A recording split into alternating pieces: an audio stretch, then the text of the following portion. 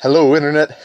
It's your favorite bald, sunglassed Internet talk show host, the only guy with the daily show that airs once a week-ish, if I'm lucky. I'm not lazy. Or if I'm not doing something else. Well, today we're going to talk about Yu-Gi-Oh! Dice Monsters. For those of you who remember, Yu-Gi-Oh! Is, back when it actually was popular, was a cartoon with an accompanying trading card game that came over here into the US from Japan.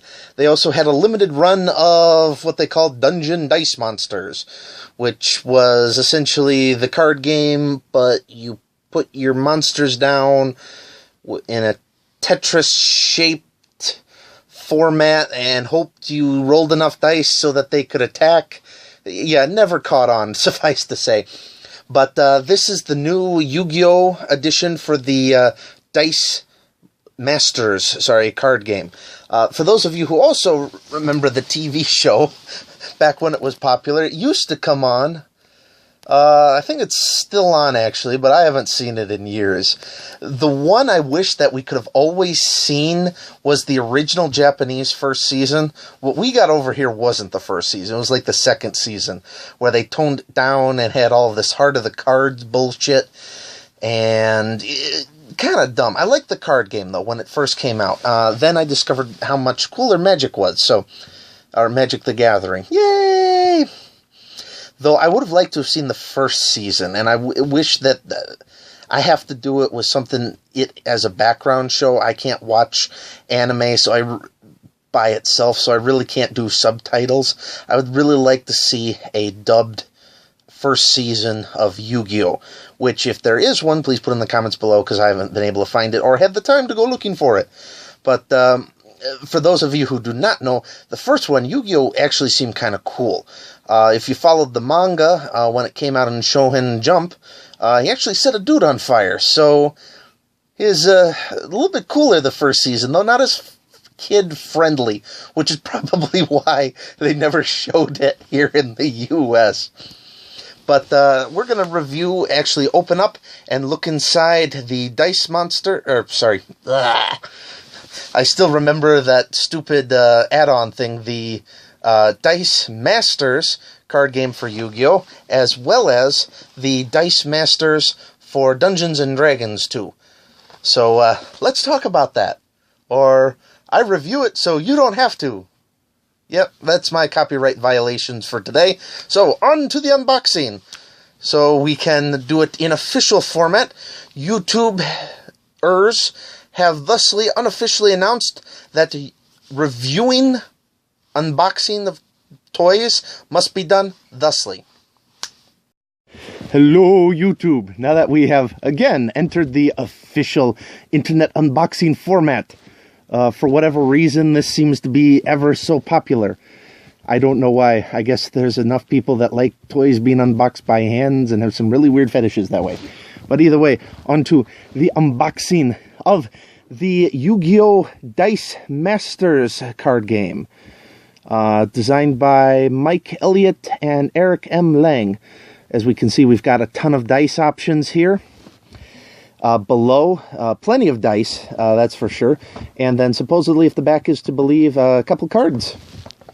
So now, the tough unboxing of the card game. Unbox it. Hey, we have unboxed it. Yay! Oh, and more dice too, apparently.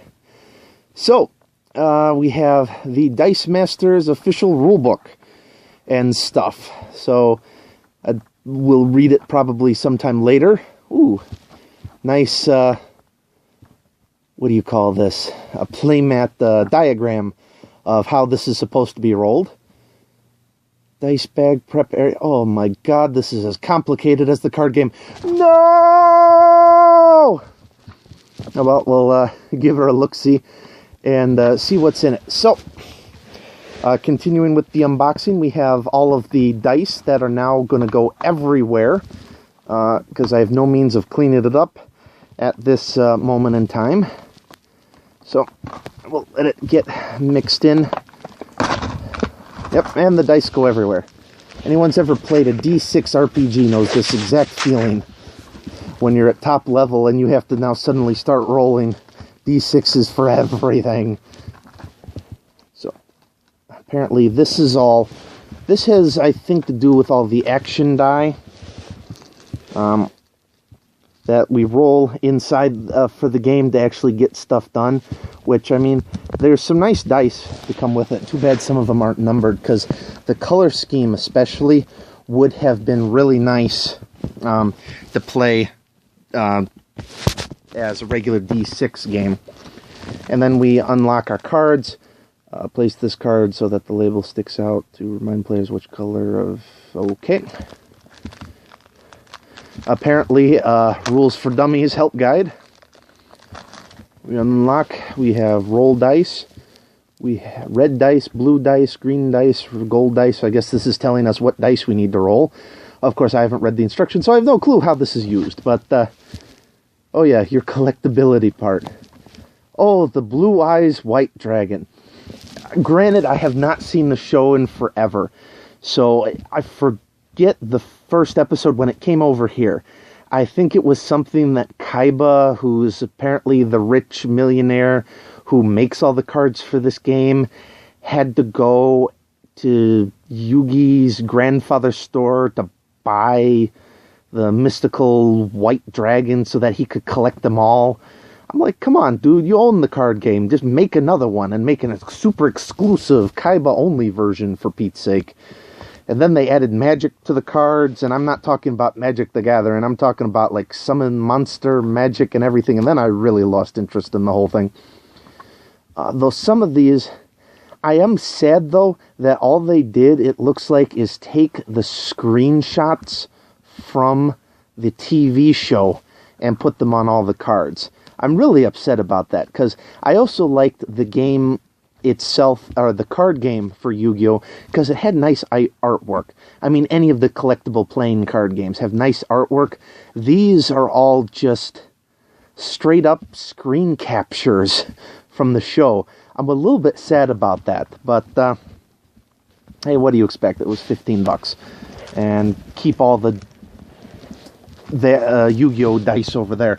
Now we can look forward to the one that I really wanted to open up and play with, the Dungeons & Dragons. I've always been more of a D&D fan than I have been of Yu-Gi-Oh! Now this Dungeons & Dragons especially has a lot of great artwork associated with it, the history of it, all the way from... Who was before TSR? I don't know. Oh, apparently there's some more stuff in here, though. Cheapo dice bags, I think. Yep. And more dice for whatever this stuff actually does. Probably some of them rolls attack and whatnot. But Dice Masters for Dungeons and Dragons.